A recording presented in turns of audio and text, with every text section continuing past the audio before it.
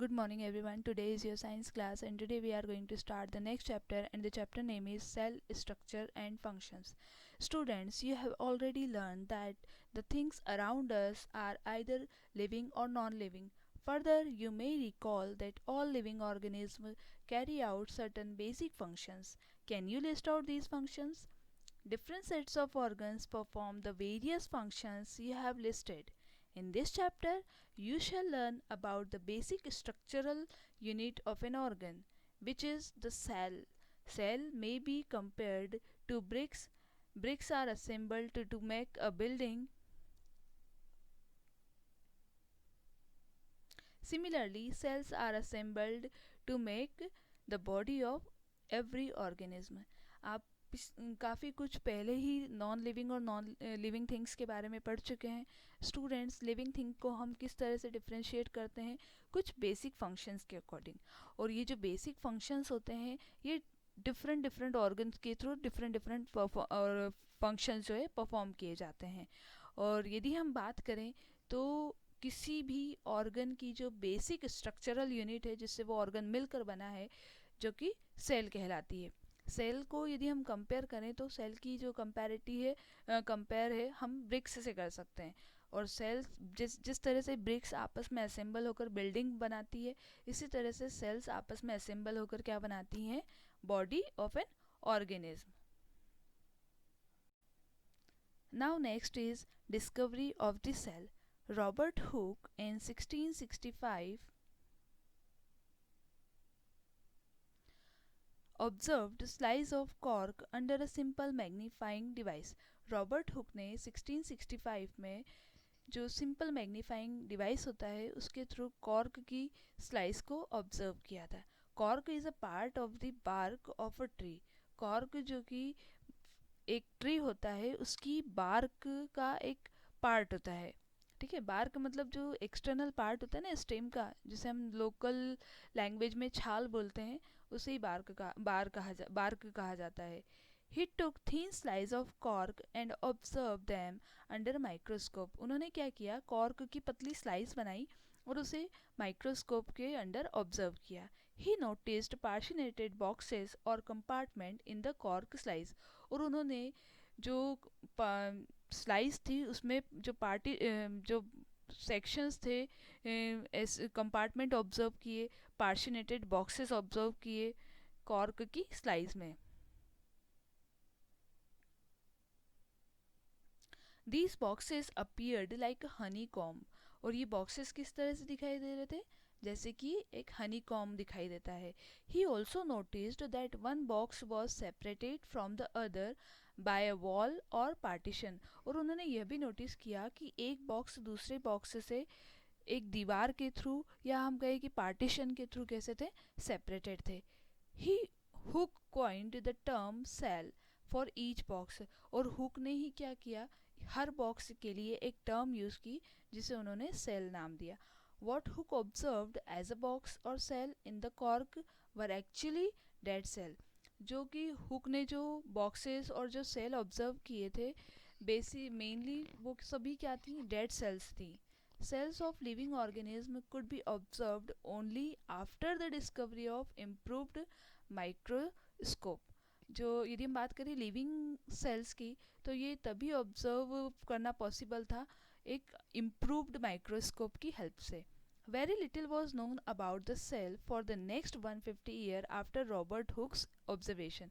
Robert Hooke के observation के तकरीबन 150 साल तक भी हमें बहुत थोड़ी ही इंफॉर्मेशन सेल्स के बारे में थी. Today we know a lot about cell structure and functions. अभी आज की यदि हम टाइम की बात करें तो हमें काफ़ी कुछ पता है सेल के स्ट्रक्चर के बारे में, सेल के फंक्शंस के बारे में, because of improved microscopes having high magnification. और ये भी हमें क्यों पता है? जो हमारे पास अभी जो माइक्रोस्कोप है वो काफ़ी इम्प्रूव्ड है और उनकी मैग्निफिकेशन जो पावर है वो काफ़ी ज़्यादा है. The next topic is the cell. Both bricks in a building and cells in the living organism are basic structural unit. The buildings, though built of similar bricks, have different designs, shapes and sizes. Similarly, in the living world, organism differ from one another but all are made up of cells. यदि हम बात करें तो buildings के लिए basic structural units BRICS होती हैं, उसी तरह से लिविंग ऑर्गेनिज्म के लिए बेसिक स्ट्रक्चरल यूनिट सेल्स होती है। और यदि हम कहें कि बिल्डिंग्स को बनाने के लिए जो ब्रिक्स होती हैं वो डिफरेंट साइजेस की हो सकती है, डिफरेंट शेप की हो सकती है, डिफरेंट डिज़ाइंस की हो सकती हैं, उसी तरह से लिविंग वर्ल्ड में ऑर्गेनिज्म डिफरेंट हो सकते हैं एक दूसरे से, लेकिन वो सभी सेल से ही मिलकर बने होते हैं। Cell in the living organism are complex living structure unlike non living bricks. यदि हम बात करें ब्रिक्स की तो ब्रिक्स इतनी ज़्यादा कॉम्प्लेक्स नहीं है जितनी कि सेल, क्योंकि सेल अपने आप में बहुत ज़्यादा कॉम्प्लेक्स स्ट्रक्चर है, but they both are basic units of their particular zone. Like bricks are the basic unit for building and cells are the basic unit for body organism.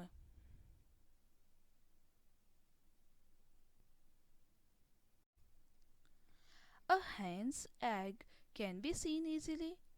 Is it a cell or a group of cell? Student, hen का जो egg होता है हम उसे आसानी से देख पाते हैं, क्या ये एक सेल है या ग्रुप्स ऑफ सेल है?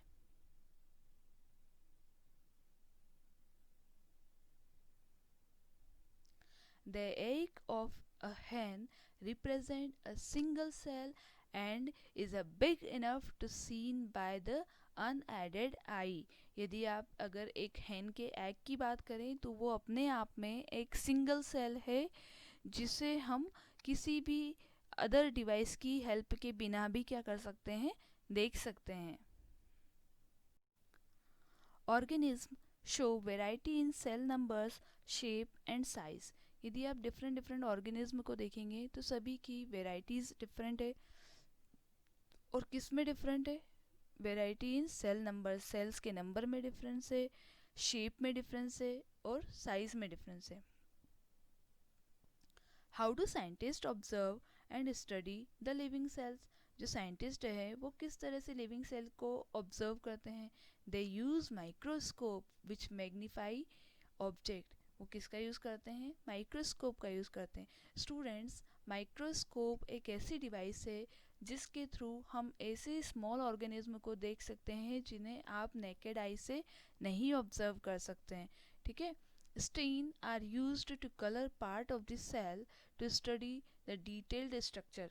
स्टूडेंट्स, कुछ डाई इसका यूज़ किया जाता है जो कि कलरफुल सब्सटेंस होते हैं, जिस वजह से क्या होता है जब ये डाई उन सेल्स पर डाली जाती है तो जो सेल के जो ऑर्गेनेल्स होते हैं वो ऑर्गेनेल्स क्या हो जाते हैं, कलर्ड हो जाते हैं, और हमें डिफ्रेंशिएट करना हर और ईजी हो जाता है ईच एंड एवरी ऑर्गेनेल को।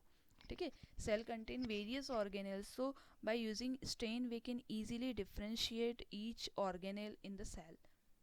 There are millions of living organisms. They are different shapes and sizes. अगर आप देखेंगे तो बहुत सारे millions of the living organism हैं और सभी के शेप्स डिफरेंट है, सभी के साइज डिफरेंट है। Their organs also vary in shapes, size and number of the cell. और साथ ही साथ इनके जो ऑर्गन्स है वो भी क्या है, वेरी करते हैं शेप्स में, साइज में और नंबर ऑफ सेल्स में। Let us study about some of them. चलिए हम इनमें से किसी कुछ। Now we will talk about number of cell. Can you guess the number of cells in a tall tree और in a huge animal like the elephant? आप guess कर सकते हैं कि जो एक बड़ा लंबा पेड़ है उसमें कितनी सेल्स होंगी, या फिर एक बड़ा एनिमल जैसे कि हाथी, उसमें कितनी नंबर ऑफ सेल्स होंगी? The number runs into billions and trillions, और ये नंबर तकरीबन बिलियंस में हो सकते हैं, ट्रिलियंस में हो सकते हैं। Human body has trillions of cells which very in shapes and sizes. यदि हम ह्यूमन बॉडी की बात करें तो हमारी बॉडी में ट्रिलियंस ऑफ द सेल है जो कि डिफरेंट शेप्स की हैं और डिफरेंट साइजेस की हैं। Different groups of the cells perform a variety of functions. अलग अलग सेल्स का जो ग्रुप है वो डिफरेंट फंक्शंस को परफॉर्म करता है। अब यदि स्टूडेंट हम बात करें, अब बिलियन इज़ 1000 मिलियन, मतलब 1 बिलियन जो है वो 1000 मिलियन के इक्विवेलेंट होता है। अब ट्रिलियन इज़ 1000 बिलियन, और इसी तरह से 1 ट्रिलियन जो है वो 1000 बिलियंस के इक्वल होता है। Students, organisms made up of more than one cells are called multicellular, and like the organism whose body is made up of single cell, they are called unicellular or single celled organism. Uni means single. That's why unicellular organisms are called single cell organism. Organisms made up of more than one cells are called multicellular. Multi means many. Cellular word is related with cell. Organism, the number of cells being less in a smaller number does not in any way affect the functioning of the organism. यदि हम बात करें तो जो number of sales है वो यदि कम number में भी है तब भी वो ऑर्गेनिज्म की जो फंक्शन है उसको अफेक्ट नहीं करेंगी. You will be surprised to know that an organism with billions of the cell begin life as a single cells which is fertilized egg. आप लोगों को आश्चर्य होगा कि जो कोई भी ऑर्गेनिज्म है जो बिलियंस ऑफ द सेल से मिलकर बना है, उसी तरह से ऐसा ऑर्गेनिज्म जो सिंगल सेल से मिलकर बना है उसमें सारे फंक्शंस परफॉर्म होंगे. और जैसे कि अगर हम बात करें एक फर्टिलाइज्ड एग की, the fertilised egg cell multiplies and the number of cells increases as development proceed. यदि आप इससे फर्टिलाइज्ड एग को देखोगे तो उसमें भी क्या होता है, वो मल्टीप्लाइज होता है ना, 1 2 2 4 4 8 लाइक दिस. और इसी तरह से क्या होता है, उसका जो शेप है वो भी क्या होने लगता है, इंक्रीज होने लगता है ना, ग्रोथ होने लगती है. Look at the figure 8.3. A and B both organisms are made up of single celled organism. That's why they are called single celled organism, like amoeba and paramecium. See, they are single celled organism. Each and every function is performed by this single cell only. We are multicellular organism. That's why our body have different organ and different organ perform different functions. There is work division in our body for performing different functions.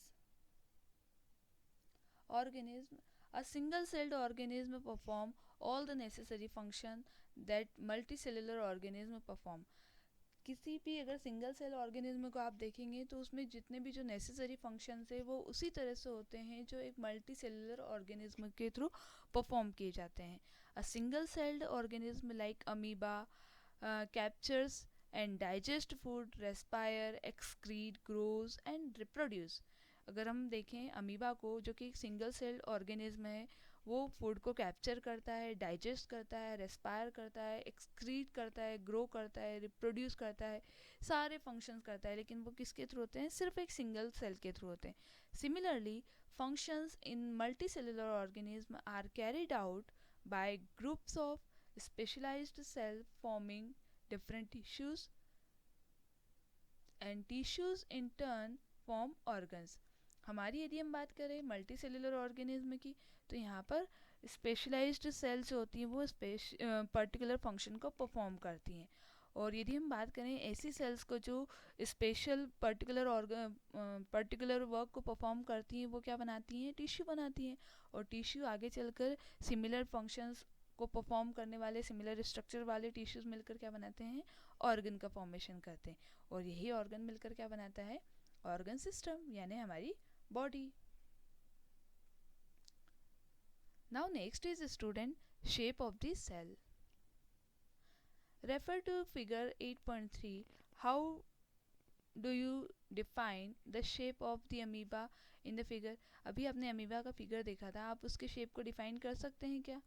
You may say that the shape appear irregular. आपको दिख रहा है कि उसका जो shape है वो कैसा दिखाई दे रहा है, irregular. In fact, amoeba has no definite shape unlike the organism. दूसरे ऑर्गेनिज्म की तरह यदि हम बात करें तो अमीबा का कोई एक फिक्स्ड शेप नहीं है. It keeps on changing its shape, वो अपने शेप को चेंज करता रहता है. Observe the projection varying length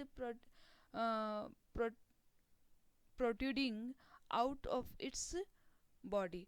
अगर आप इसकी बॉडी को देखेंगे तो उसमें कुछ प्रोजेक्शंस है जो हमें उसकी बॉडी के बाहर की तरफ हमें दिखाई देते हैं, और इन्हीं इन्हीं इन्हीं प्रोजेक्शंस को कहा जाता है सूडोपोडिया। सूडो का मतलब होता है फॉल्स यानी झूठे, और पोडिया वर्ड जो है वो फीट से रिलेटेड है, यानी जो आपको फिंगर लाइक प्रोजेक्शंस दिखाई दे रहे हैं अमीबा की बॉडी के बाहर, वो क्या है, उसके झूठे पैर हैं, मतलब फॉल्स फीट्स हैं। As you learned in class 7, these projections appear and disappear as amoeba moves or feeds. ये जो projections होते हैं वो अमीबा के मूवमेंट के कारण कई बार अपीयर होंगे, कई बार डिसअपियर हो जाते हैं। What advantage does amoeba derive by changing the shape? अब ये जो अमीबा है अपना शेप चेंज करता है तो इसका एडवांटेज क्या है,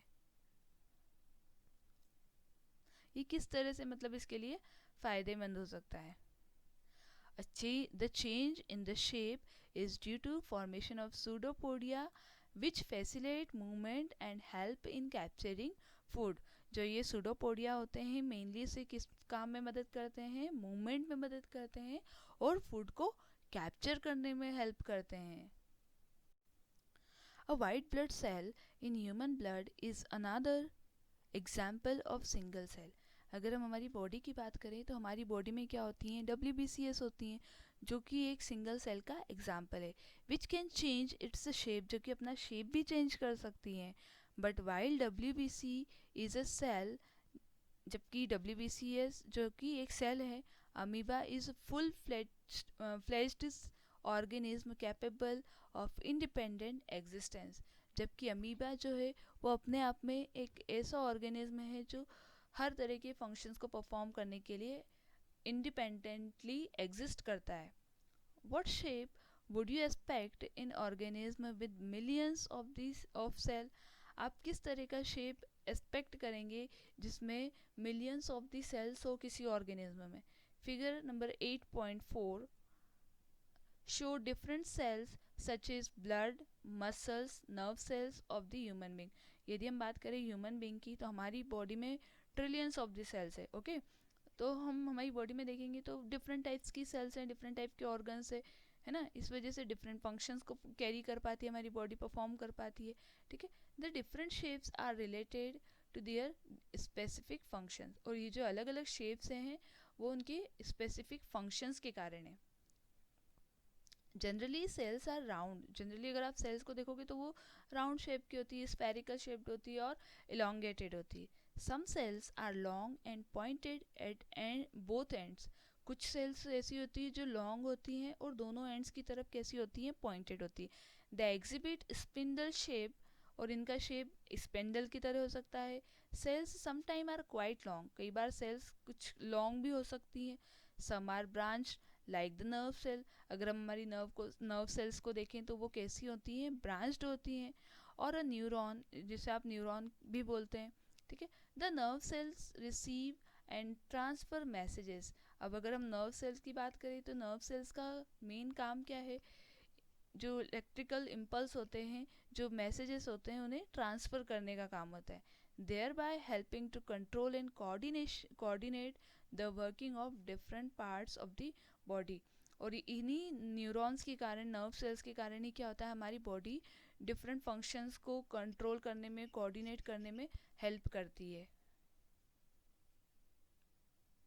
see here the structure of A is red blood cell, like B is spindle shaped cells जिन्हें हम मसल सेल्स भी कहते हैं, these are muscle cells. And the structure number C is for long branched nerve cell, यही क्या है, आपकी neuron है, ठीक है।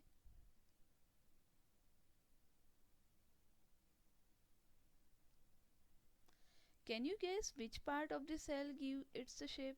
आप गैस कर सकते हैं कि सेल का कौन सा पार्ट है जो उसे एक शेप प्रोवाइड करता है। Component of this cell are enclosed in a membrane. अगर आप सेल को देखेंगे तो उसमें बहुत सारे कंपोनेंट्स होते हैं, यानी वेरियस सेल ऑर्गेनेल्स होते हैं, और ये सारे सेल ऑर्गेनेल्स जो है एक मेम्ब्रेन के थ्रू कवर्ड है। This membrane provide shape to the cell of the plant and animal. और यही जो मेम्ब्रेन होती है, ये प्लांट की सेल्स की हम बात करें या एनिमल सेल की बात करें, दोनों को ही क्या करती है, शेप प्रोवाइड करने का काम करती है। Cell wall is an additional covering over the cell membrane in plant cell. अगर आप प्लांट्स को देखेंगे तो स्टेम कैसा होता है, रिजिड होता है। और रिजिड होने का कारण क्या है कि जो प्लाज्मा मेम्ब्रेन होती है ना बच्चों, उसके चारों तरफ एक और कवरिंग होती है जो कि सेल्यूलोज से मिलकर बनी होती है और जिसे सेल वॉल कहा जाता है। और इसी वजह से जो प्लांट होता है, स्टेम पार्ट होता है या जो ब्रांचेस होती है वो थोड़ी हार्ड होती है, कठोर होती हैं। It gives shape and rigidity to these cells. Bacterial cell also has a cell wall. बेटा ये एक एक्सेप्शन है कि जो बैक्टीरियल सेल्स होती हैं उनमें उनमें सेल वॉल प्रेजेंट होती है।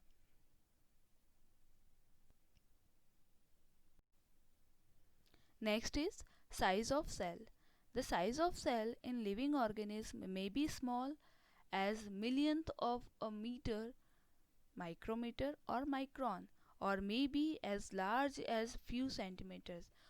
सेल का जो साइज़ है वो कई माइक्रोमीटर तक भी हो सकता है, माइक्रोन में भी हो सकता है, या फिर कई लार्ज सेंटीमीटर से लगाकर फ्यू सेंटीमीटर तक भी हो सकता है। However most of the cells are microscopic in size. जबकि बहुत सारी जो सेल्स है वो सारी कैसी है, माइक्रोस्कोपिक है। And are not visible to be unaided eye, और जो कि अनएडेड आई के थ्रू विजिबल नहीं होती है। They need to be enlarge और मैग्नीफाइड बाय अ माइक्रोस्कोप। यदि आपको उन्हें देखना है इनलार्ज करके तो आपको माइक्रोस्कोप की ज़रूरत पड़ेगी ही।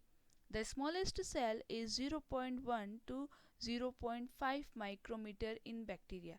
अगर हम सबसे स्मॉलेस्ट सेल की बात करें तो जो बैक्टीरिया सेल होती है जो कि 0.1 से लगाकर 0.5 माइक्रोमीटर तक की लेंथ वाली होती है, साइज वाली होती है।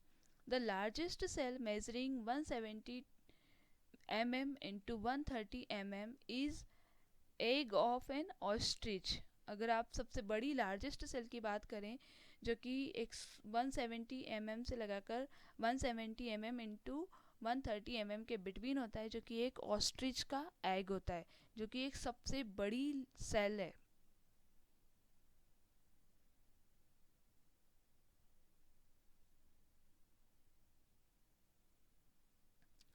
In the elephant be much bigger than those in a rat। अगर आप एलिफेंट को देखेंगे तो वो रेड के कंपैरेटिवली काफ़ी ज़्यादा बिगर है। The size of the cell is related to its function. और जो सेल्स होती है उनका जो साइज होता है उनके फंक्शन से रिलेटेड होता है। For example nerve cells both in elephant and rat are long and branched. अगर आप बात करें एलिफेंट की या रेड की तो दोनों में ही जो नर्व सेल्स होती है वो लॉन्ग होती है और ब्रांच्ड होती है। They perform the same function that of transferring messages. दोनों ही की यदि बॉडी में हम बात करें तो सेम फंक्शन है नर्व सेल का, like they perform transferring of message. दोनों में उनका काम क्या है, मैसेजेस को ट्रांसफर करना। In the next class we will discuss about cell structure and function.